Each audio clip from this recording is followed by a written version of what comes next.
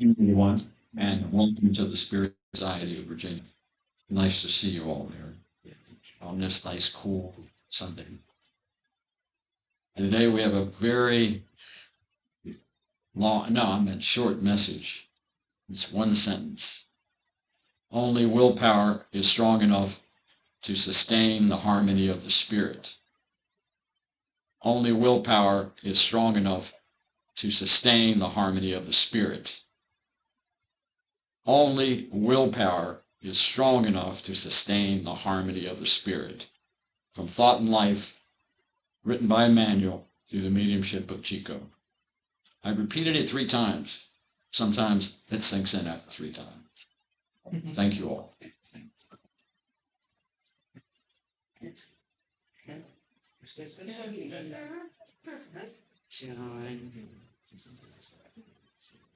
So, let us begin with our prayer. It's so good to talk with God. We feel so strong. Let us visualize the loving care of God enveloping us in renewal, new strength. As we breathe in and out, feeling God's sustenance,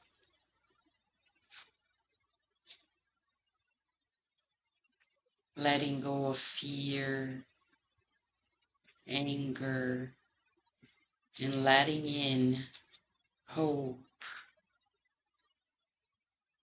and love. Dear God, we are deeply grateful that you provide to us this wonderful environment, the school of Spiritism in our lives, teaching us new ways of feeling, new ways of thinking, so we can achieve that deep inner liberation.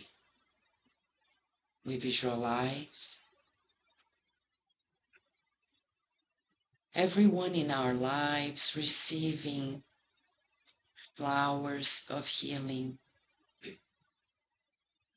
inhaling the perfume of peace,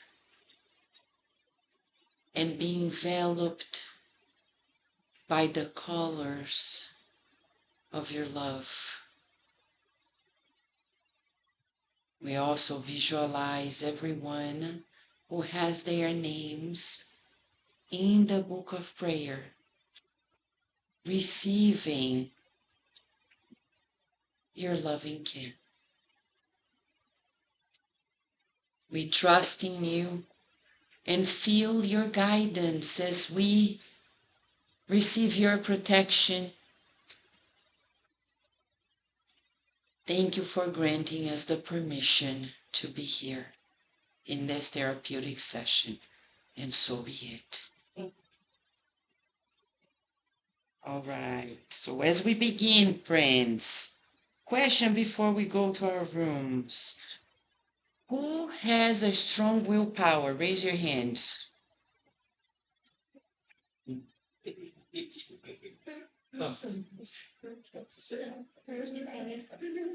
Can it be stronger to reach the ceiling? So that's the much that we need to reach higher levels. And that's the goal today. Inside, we're going to learn more about 10,000 things related to it. Right? You see, willpower to tame our anger. Yes. Willpower to fight temptations.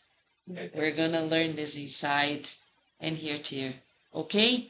So, please follow Miss Daisy, Miss Carol. Inside. Enjoy. Enjoy. And the rest of us, we're going to be here.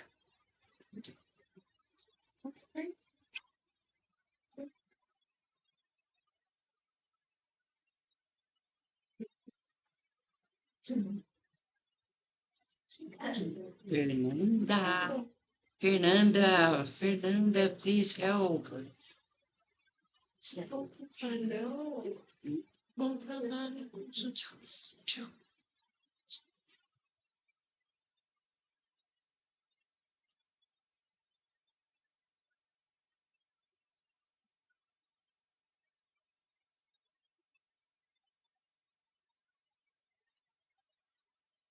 Okay.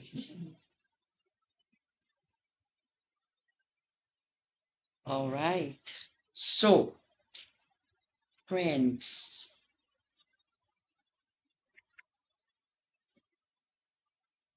the good spirits prepare the plan for our conversations on Sundays, and today they've selected this theme about willpower.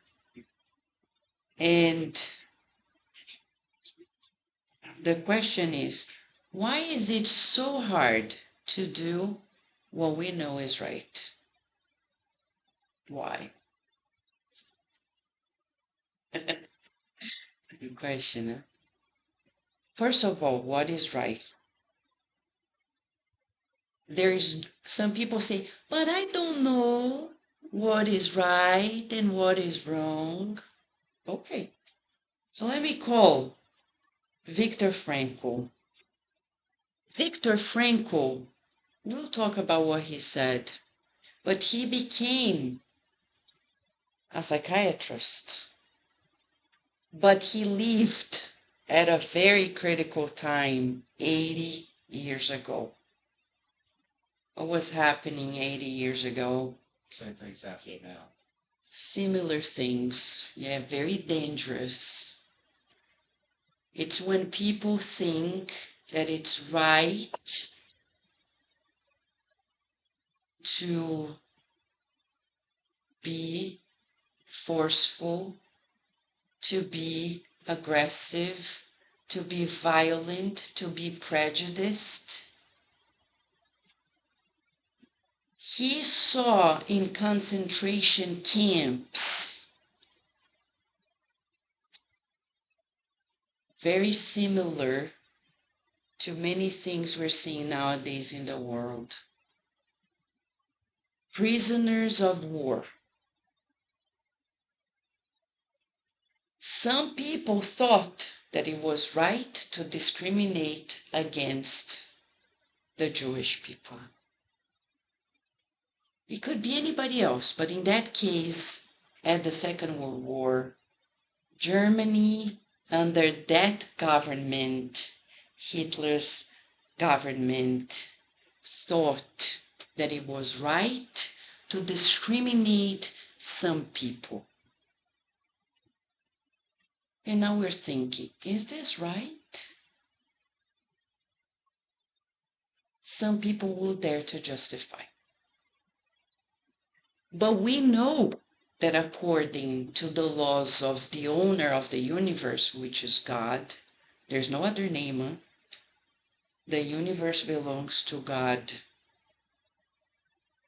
Everybody else is mortal, even though they may think they are immortal beings.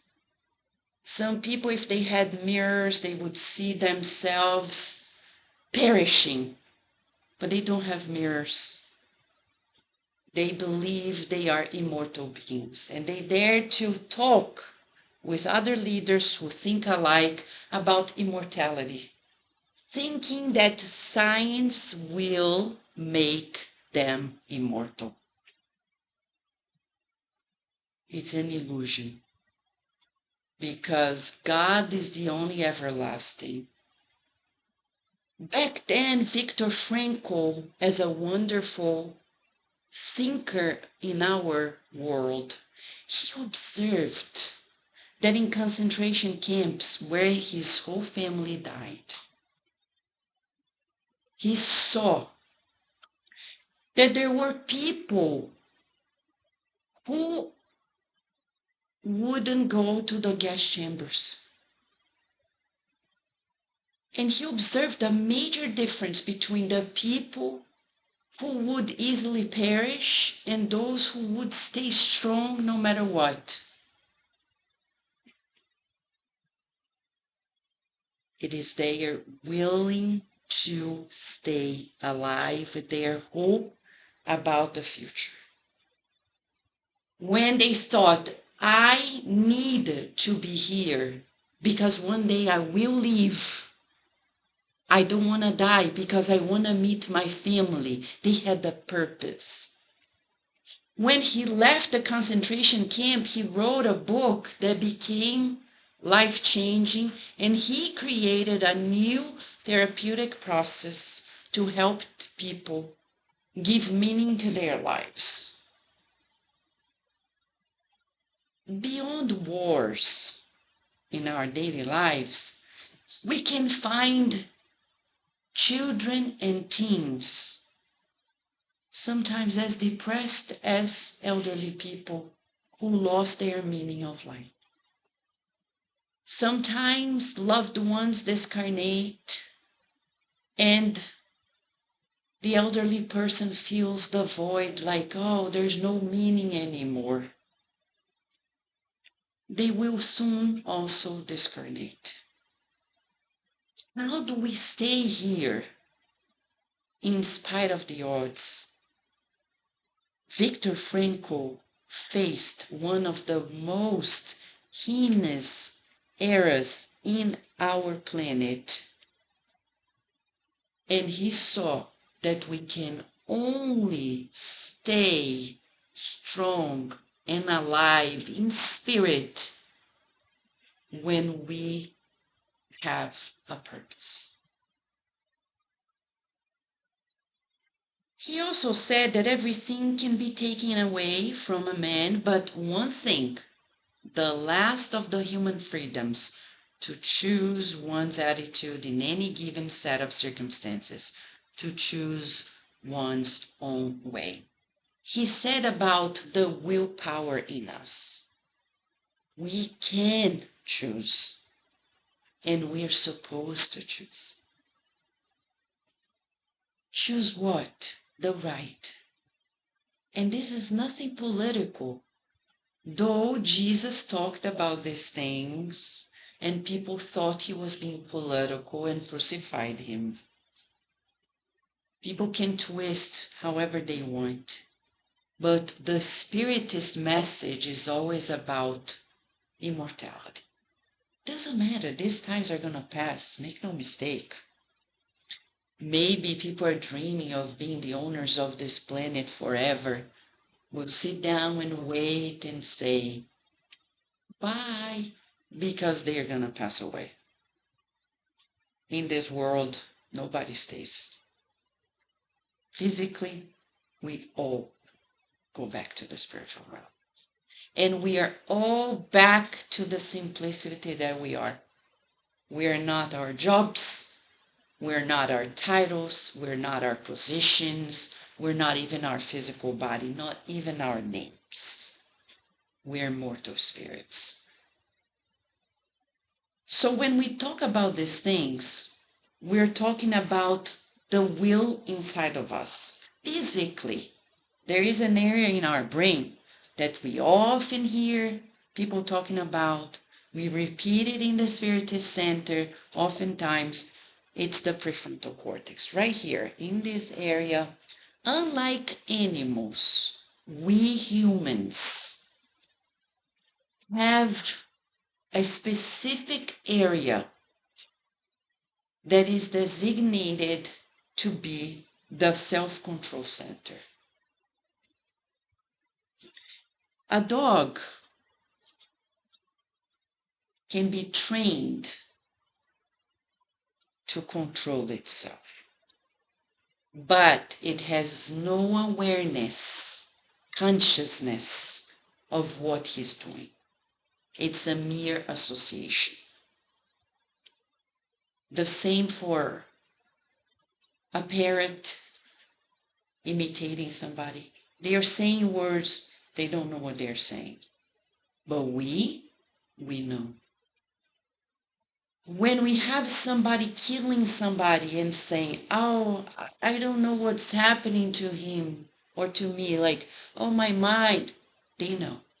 Make no mistake, they know. Everybody knows. When we're not being nice to people, we know. When teens come and say, oh, I don't know what I was doing in my mind, they know. Humans know. We have consciousness. Right? We know because we have consciousness. When we see people making choices that are not good, they may not have that lucidity here, but deep inside the spirit knows they are off. But sometimes people are imprisoned by what they created around them for centuries, millennia. I'll give an example just to illustrate. Let's say a teen talks to another teen, they start using drugs. If you ask them, do you think this is right? They're going to say, I know it's not. But they continue. Why? That's the beauty of Spiritism. Spiritism is like a video editor. It shows a lot of cameras people don't know we have in this universe. It shows previous lives, conditionings. It shows the influence of other minds over us, influencing us to make decisions. It's an equation. It's what we've done in the past, plus incarnate and discarnate influences. That math altogether will give the behavior. But we can change that. That's where we reincarnate. We reincarnate to learn the new, to strengthen that area of our brain, the spiritual brain that influences the physical brain. So can we gain new self-control? Yes. How do we strengthen that area that will give us willpower? And this is what we're going to talk about today. Spiritism says in the book Thought and Life that willpower is the manager, basically, the directive force, the manager of our souls. So we have a manager here. It's willpower. Think about your steering wheel in the car. That's our willpower. We, the spirit, need to use that in order to give direction. Nobody else is going to do it. We have to do it ourselves. Willpower is the manager of our souls. In the book No Solar, we're going to see that the discarnates who had willpower in life, they more easily regenerated themselves. So look at our children. Psychology shows to us that if we shield our children from frustrations, they are going to fail in this life. The only way to help our children fulfill what they need is to let them be frustrated. How? Oh, I want this toy. No, no. Now it's time to eat.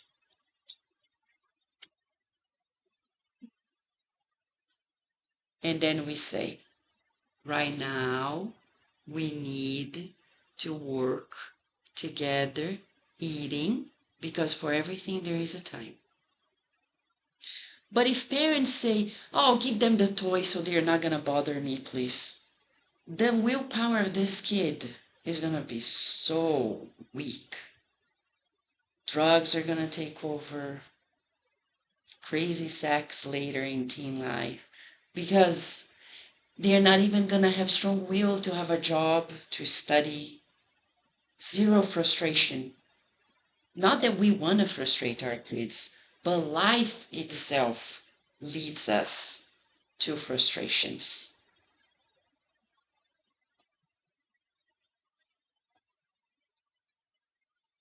And we need to learn to talk to the spirit. Not the child, but the spirit.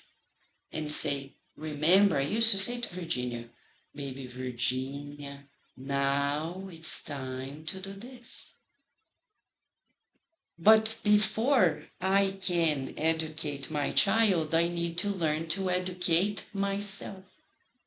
Because if I am a big child in the body of an adult, I will be unable to teach my child how to have strong will. If in my daily life as an adult, I push my duties second because I want to enjoy life first, I am unable to teach anything different to my child. So it's very simple. If I train myself, I just continue doing it with my kid. But if I want to play, because now adults play video games, right? Many adults, many. And I know many parents who have, their video games, which is not a problem. And sometimes they don't want to do their work. They want to play video game. I like some video games too, on the phone. But I play when I can, not at the time that I have to work. If I wait in Virginia because she's still taking a class somewhere and I don't have anything else to do but wait, that's the best time to play my video game. But if I play video game at the time that the family is having dinner, oh no, go ahead, you guys, eat because I'm finishing this game. Really? How am I going to teach my kids that now it's family time? By the way, science shows that families that eat together stay together. We live in a world, and especially in our country, in so much individualism that we justify people eating at separate times. This destroys families. You can only eat alone when you are alone. When you have people, ideally, we eat together. But there's no but. If we want our strong family, we need to eat together. Where? The dining table. But we want to watch something and eat. Exception. The rule is by the table, around the table. It unifies the family. This already is told by science. That bad habit of eating in the bedroom is even worse. I see and hear people eating in the bedroom.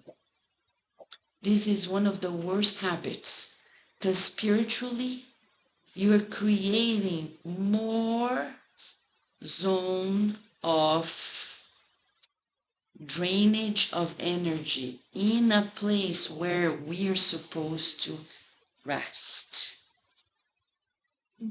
So no food in the bedroom. That's why it's a home. Or it's a studio now, right? It's one big studio where we do everything everywhere. No. And that's where children will learn. There is a dining room for dining.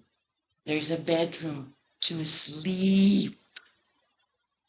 And in the bedroom, may we have a desk to study? Yes. But we have a living room to live. It's not to eat. Exception. There are times you say, oh, let's do a movie night.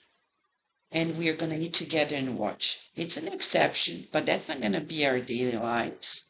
Or bring the phone to the dining table, and people are eating and everybody has their phone. Man, 10,000 things happen nowadays. Nobody should feel guilty. But how are we going to teach a kid if we don't have our habits? Then our kids are going to be what many are nowadays. It's a zoo. Anybody does what they want whenever they want. There's no rule. And it's ADHD. A lot of this ADHD that we're seeing is about a life without rules. It's not necessarily a problem that they were born with. We created that problem. That hyperactivity due to lack of boundaries, lack of limits, lack of discipline, lack of teaching the willpower to stay. And when are we going to teach our kids this? When they are born. Because if we wait when they are 18, that's gone. It's then when they're little. And we say, now, shh, no noise. Now, play. Now, and that's how it is. They depend on us because we're supposed to give them the cards. If we learn this when we are born, we will be able to strengthen ourselves in our willpower. Let's talk a little more about this willpower and how we strengthen it. It is through effort and repetition, according to what André Luiz says in the book, Evolution in Two Worlds. It shows to us that when we are created by God, what they call the celestial monad or seed, we have no experience. We're not even humans. We have no knowledge. Through internships in matter, going through the kingdoms of nature, let's say now this celestial seed, the intelligent principle, is covering itself with the body of a bacteria. It is learning things that today our cells know because of those times. Because everything we experience is registered in our spiritual body. So we're forming a spiritual body little by little.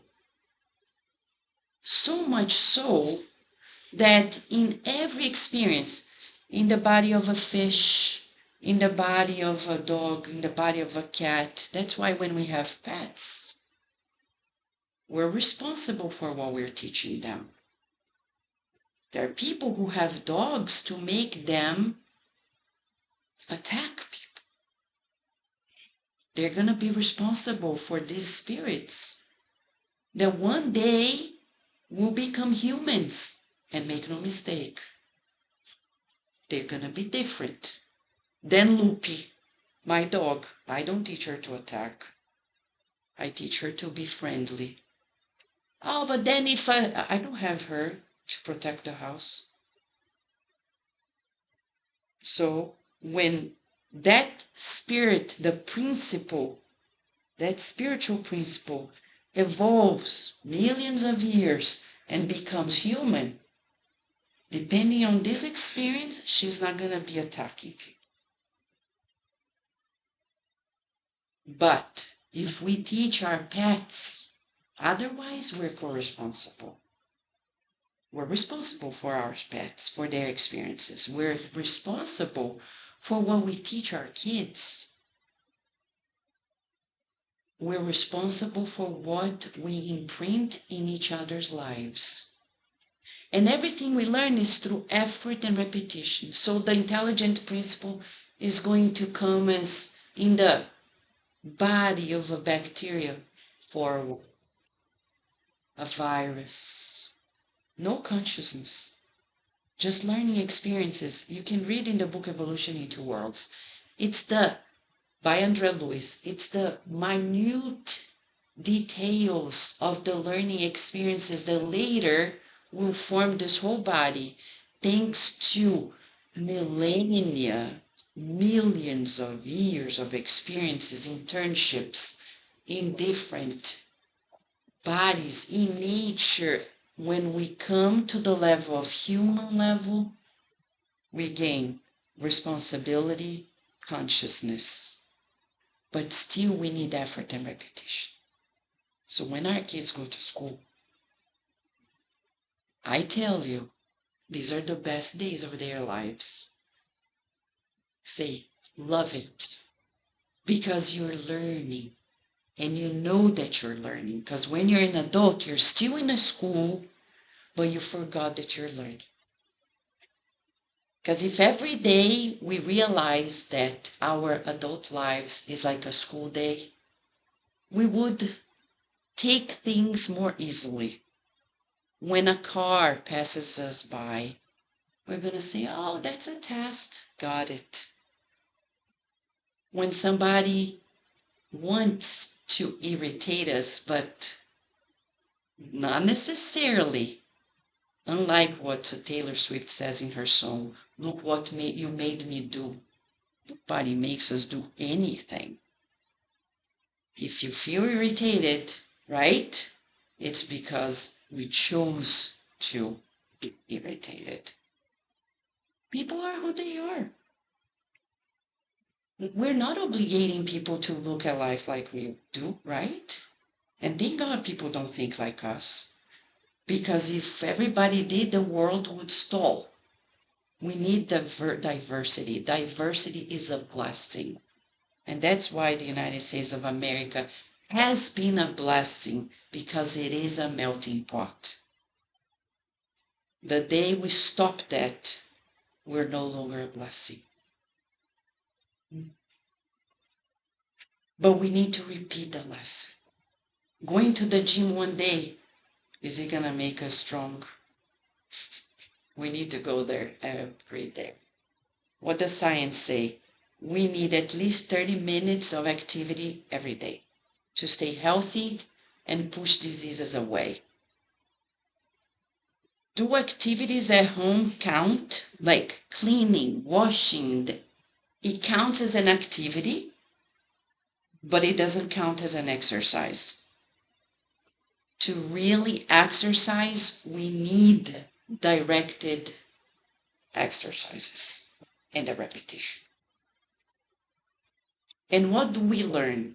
The older we get, we need to do weightlifting because we lose muscle, right? As we get older, we lose muscle. After 40, we start losing muscle every year. And if we lose muscle, we lose strength.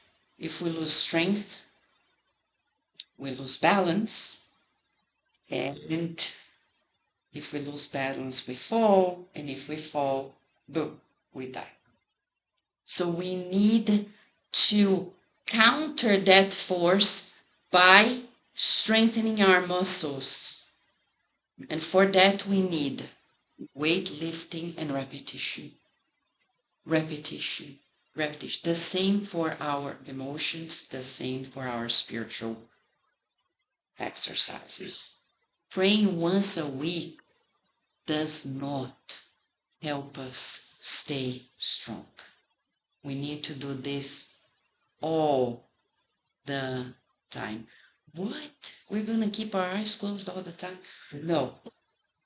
We are going to stay with our eyes open by always communicating with God. God, this person now is in front of me and this boss is yelling at me. What do I do?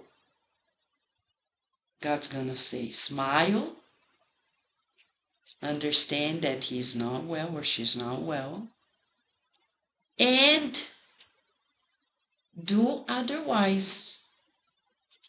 Be nice. Do what you'd like to receive. So we're gonna be nice and say, excuse me, I will finish the project and I'll be in touch with you. But when are you gonna do this? As soon as I can. Don't worry.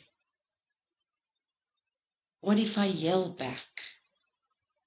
What if I go home and I start calling people and saying, look what he did to me, blah, blah, blah, like a little kid, right?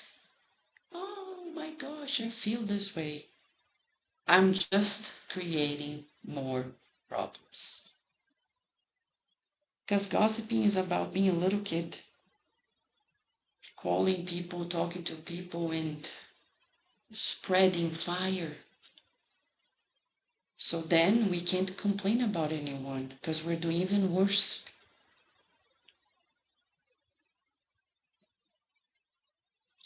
Effort and repetition. If once I refrain and I say, God, I'm going to pray for this boss. I'm going to pray for this neighbor. I'm going to pray for this family member.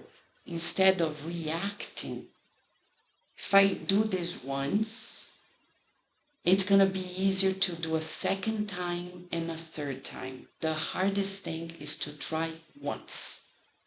A new behavior, a new pattern, and repeat. And this is what Spiritism says, effort and repetition validated by science. And science says that when you do hard things, you strengthen your willpower. Things you don't want to do. Little things, they say, doesn't need to be big. It's like the doctor says, no bread. Okay. But for the rest of my life, that's hard. Think about it. One meal at a time. In this meal, no bread. Don't be desperate thinking no bread forever.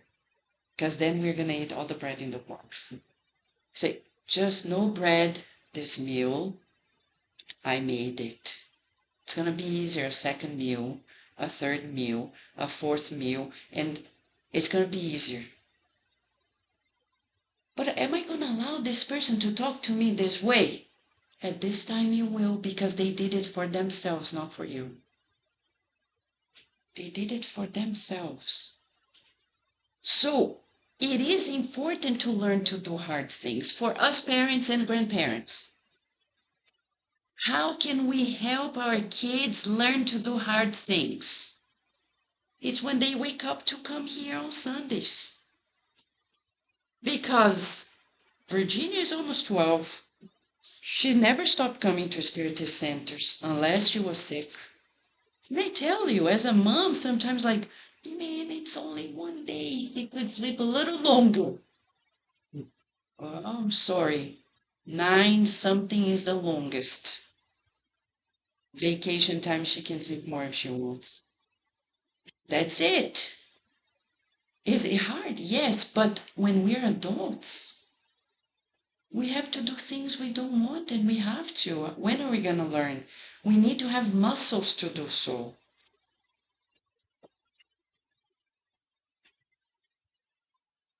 Many parents nowadays they wake up thinking how I'm going to entertain my kid, as if staying at home is a torture.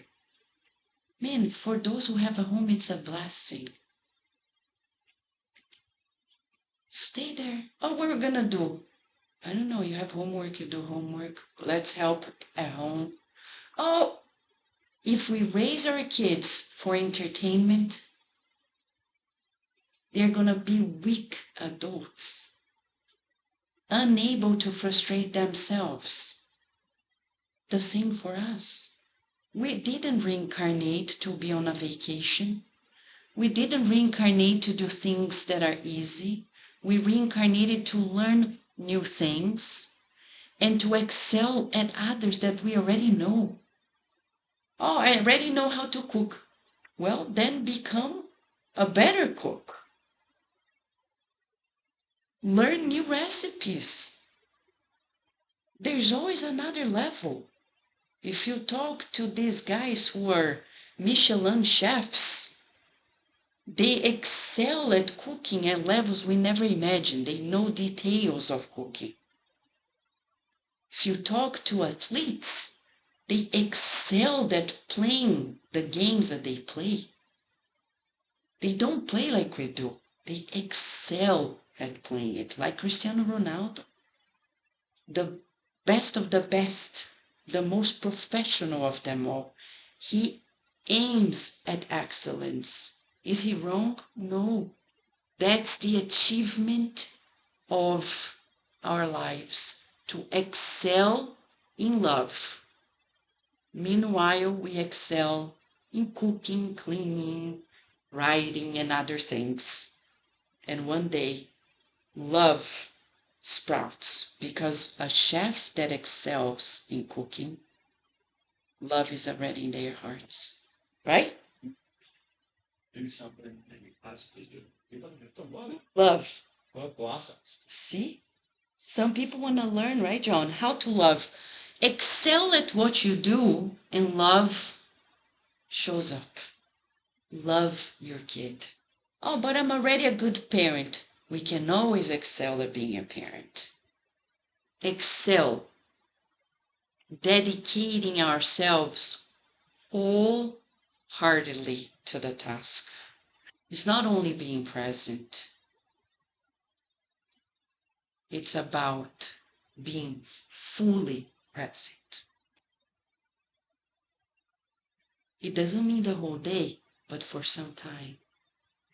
And being grateful for that opportunity. So when we make efforts and repeat, we're progressing. So now when we go home, we know we need to make an effort. Things that are easy, sign that we're stuck. When it becomes hard, signs that we're progressing. And repeat until it becomes second nature, easy.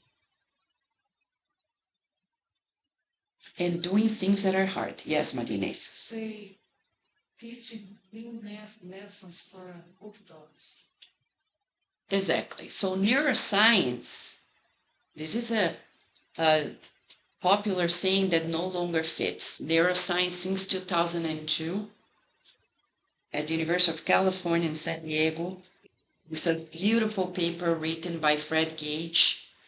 He showed to us for the first time that no matter how old you are, you can grow new neurons. So at that paper, neuroscience crossed out this popular saying that old dogs cannot learn new tricks. It's not true.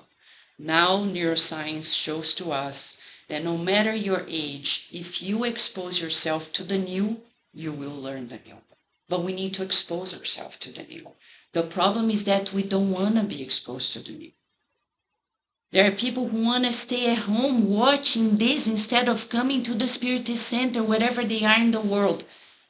Go to the Spiritist Center, because there you're going to be exposed to the new. At home, you don't learn as much. It's good if you don't have a Spiritist Center, but for those who are watching us, it's an invitation to create a group wherever you are. Even if that group is about, let's meet every Sunday, 11 a.m., and watch the talk, pray together. That's it. You don't need to even think. Create anything. You gather together, turn on cardiac radio, watch the talks on Sundays here, boom, and pray together. It's better physically together than at home, where the new is usually hard to come in. So no matter the age, God is so good, right, Marines? So good that we keep learning. no matter the age. But the secret, said Fred Gage, is to expose ourselves to the new. I need to go and expose myself to the new. When I retreat and isolate myself, I am stuck. And people think sometimes, Kardec in the Heaven and Hell book has 66 cases of the afterlife. Different type of spirits that come to talk about what they're experiencing in the afterlife. And there is one category that he said, hardened spirits. Hardened spirits. You know how they are? They know what's right. They don't want to do it. Because they think, and that's a fallacy, that they are poking us with the wrong that they're doing. I know you want a hug, I'm not going to give you a hug. And they think they're hurting us. But actually they are hurting themselves. Because the good that we don't do hurts ourselves. So they want to be hardened spirits? Just read there and see the afterlife is terrible. But when we're spiritists, we should no longer be in that category of spirits, stubborn, hardened in their hearts. Because if we are, man, only another plane is going to be the solution for us. Boosting our willpower between science and spiritism, the material science, the spiritual science. They say for us, to wrap up, what do we do to boost our willpower, which is the driving force that is going to make us resist temptations and do what is right? They say prayer. Dr. Herbert Benson at Harvard University, he told us at Kardec Radio, the interview is there for us in the playlist, Health and Spirituality. He says to us, prayer changes our genes expression. Prayer. Oh my gosh, the doctor told me I can't eat chocolate. That's hard. When you are an adult. When you're a kid, but when you're an adult, it's one of the pleasures, right? It's taste. And we pray. Say, guardian angel, you know I can't. Please help me because I need this body to fulfill this reincarnation. They're going to help us. Meditation. I don't know how to meditate. The easiest meditation is the breathing one. I listen to my breathing. Have you realized that when you breathe, it's like the waves of the sea coming and going? You feel like you are the sea coming and going, listening to that breath. That's already meditation.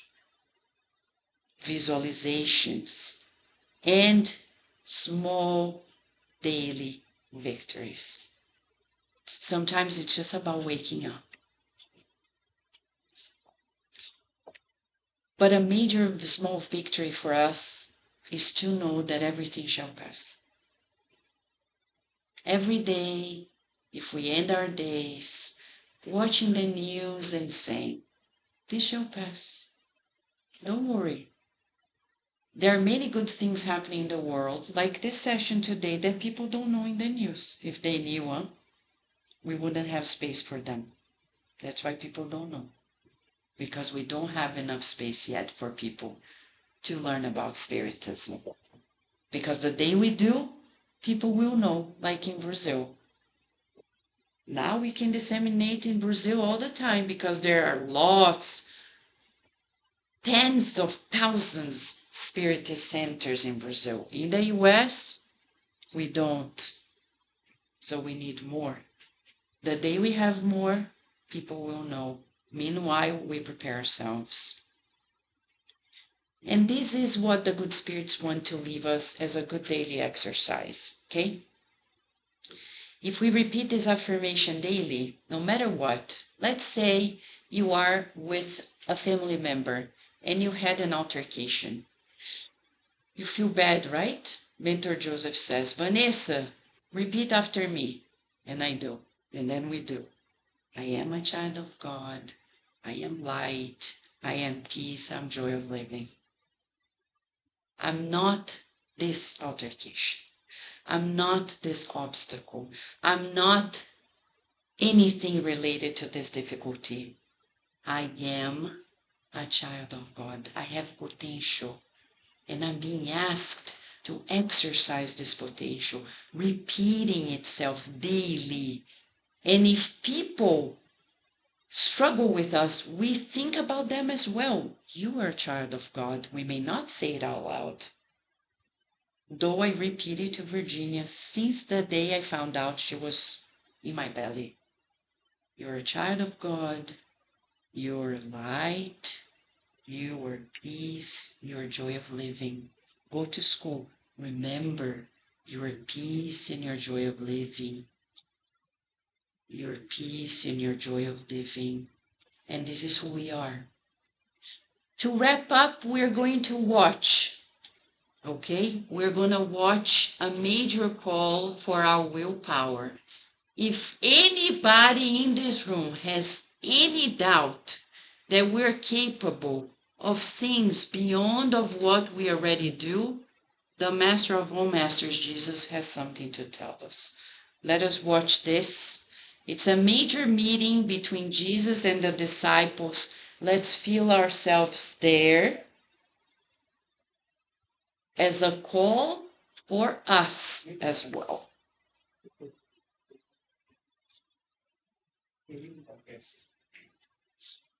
It is not sustainable for me to do all the preaching, all the healing and ministry. I've called you to Simon's home today, and thank you, Eden, for hosting. Because our ministry will only grow. We want it to grow till the end of the age. There will be many more followers, like those not here. All will have roles and responsibilities. Most will be disciples, students. Chosen you 12.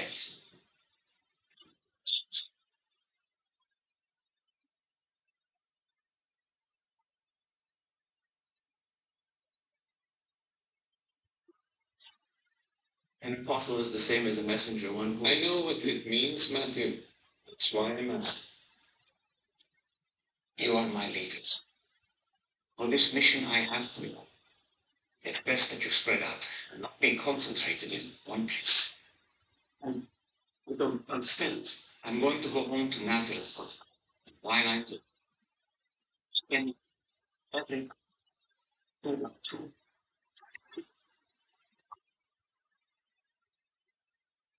in the direction, Rabbi? Yes, but not to the Gentiles. Not yet. That will come in time. But to the lost sheep of the house of Israel.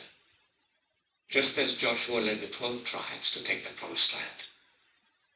You will proclaim as you go, the kingdom of heaven is at hand.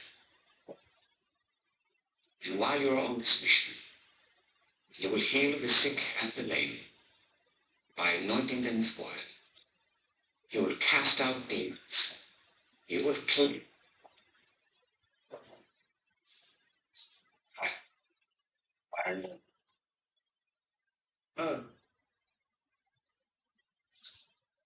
Could you just repeat that one more time? I'm sending you out 2 by 2, proclaiming as you go, the kingdom of heaven is at hand. Heal the sick.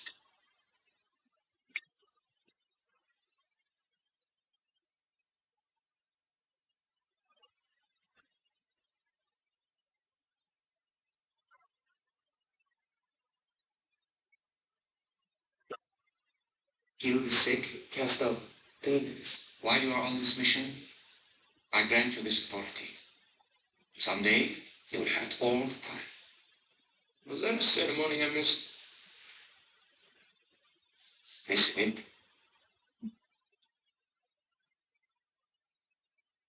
Don't feel any different. I don't want you to feel anything to the group. And with all due respect, Rabbi, we've only just begun as students. We're not nearly qualified enough. Why would you need us for this work? He doesn't need us. He wants us. Thank you, Steve. Very good. John, if I needed religious leaders, qualified students for my ministry, I wouldn't have chosen.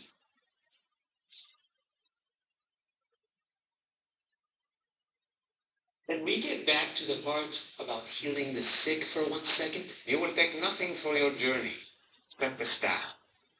No bread, no bath, no money. Not even Salome's food. Wear sandals and do not bring an extra tunic. We can't even bring a change of clothes. Even the wandering cynic philosophers carry a second tunic. Yes. I'd like to distinguish you from the cynics. They also carry beggars' bags for people to put gold and silver coins into. And you will not do that. You receive without giving.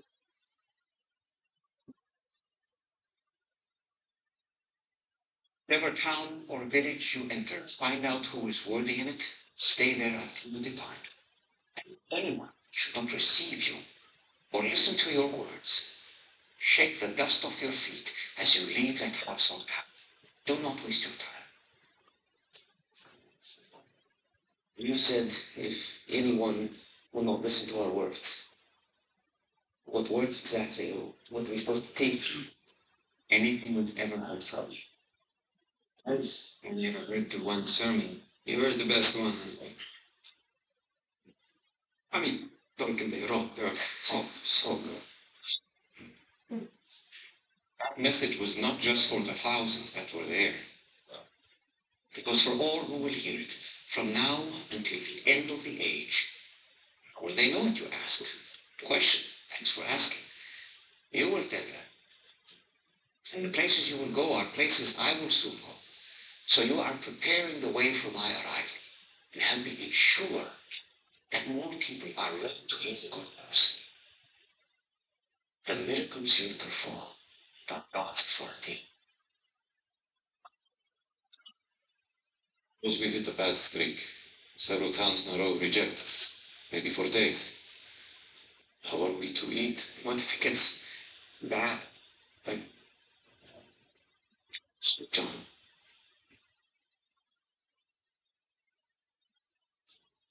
Listen carefully, all of you. Do not fear those who kill the body but cannot kill the soul. So, you're saying we could die?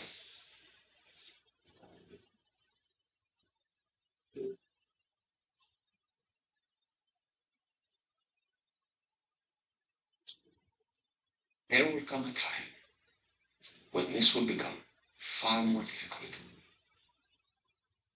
When persecution is an ever-present part of your ministry. When that time comes, you will follow in my footsteps, and you will know what it actually means. Without your breath.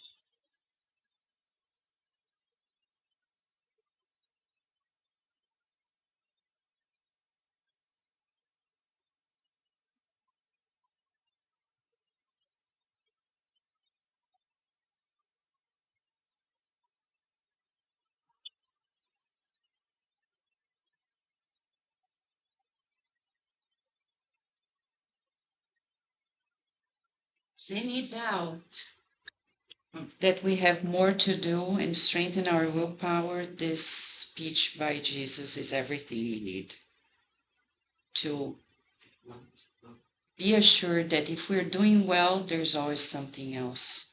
And this call is the call for everybody. To share hope at times when hope is being lost. To strengthen our willpower to continue being optimistic and helping people find a new way of living.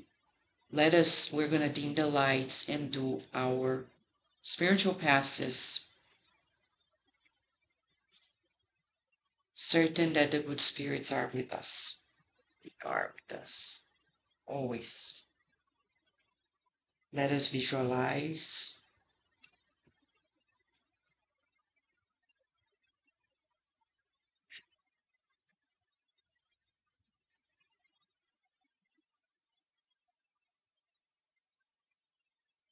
a field, green grass, the sun shining very brightly, the breeze caressing us,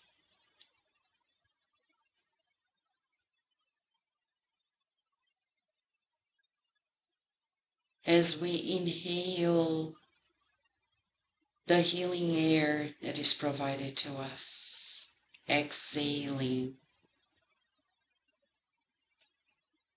all things that no longer belong to us, breathing in and out, quieting down our bodies.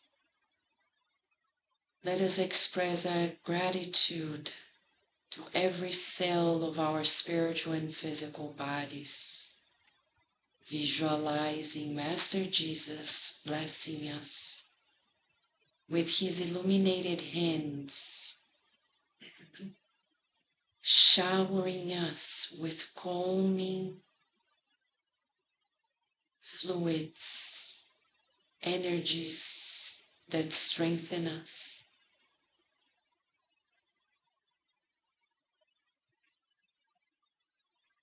We visualize your loving care enveloping us completely,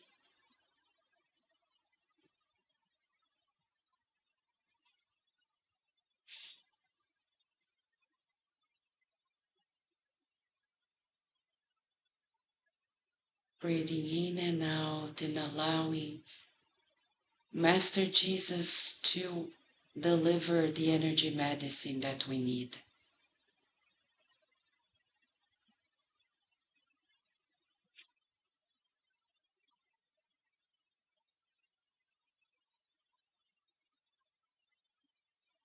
Now he holds our hands, looks at us in the eyes, and reaffirms that we are children of God, full of potential. We are light. We are peace.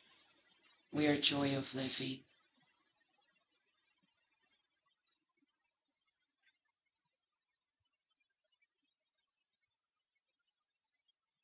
Feeling replenished, he holds our hands and invites us to go home, opening the door of our homes to him, allowing him to enter and cleanse our home environment.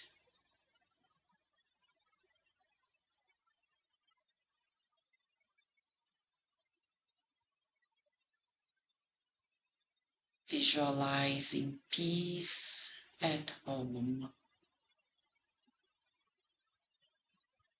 active peace in loving and caring attitude.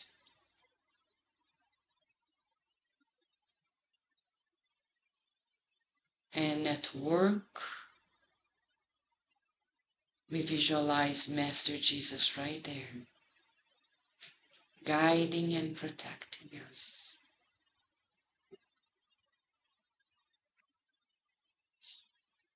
And everyone.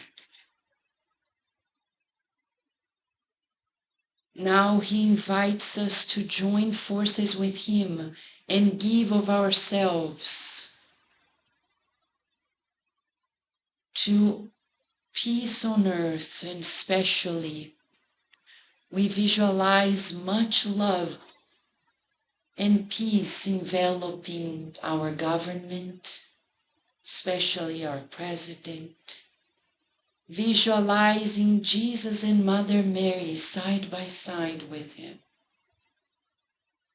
guiding and inspiring him to good decisions,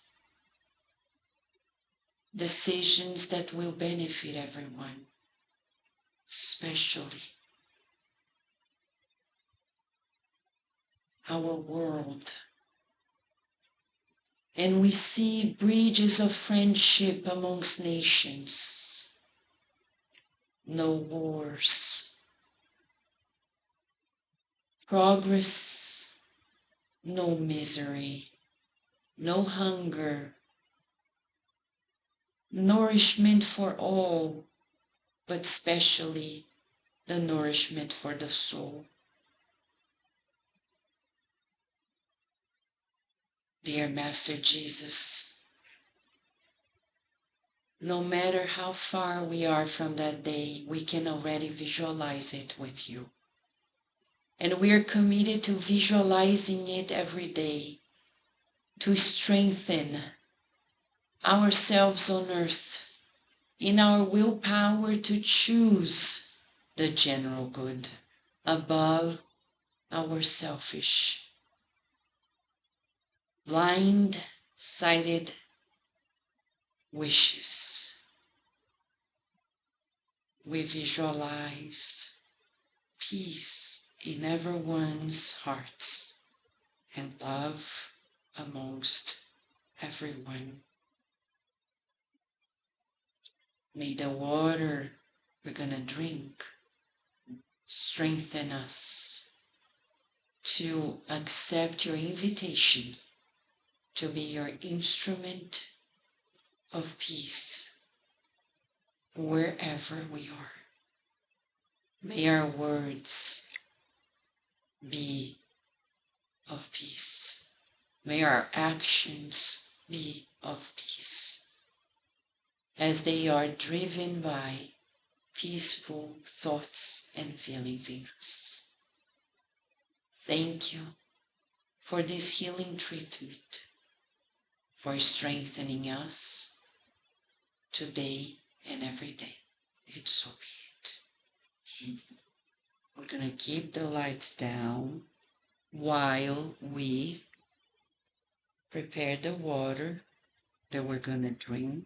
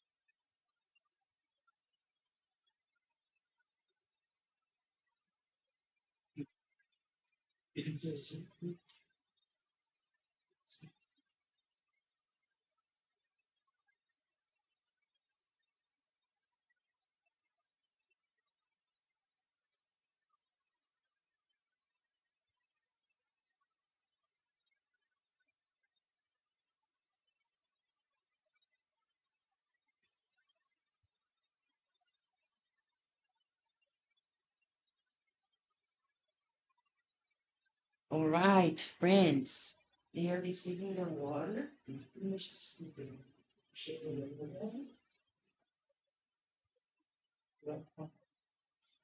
Okay, friends. So next Saturday we'll be in DC at the Franklin Square Park to do our service. And we have a new twist to the service too. But we still need somebody to volunteer to bring the hot dogs on the very day. So if you can do it, you can sign up before you go, all right? And if you have any question, we'll be here with you, all right? The children are grouping.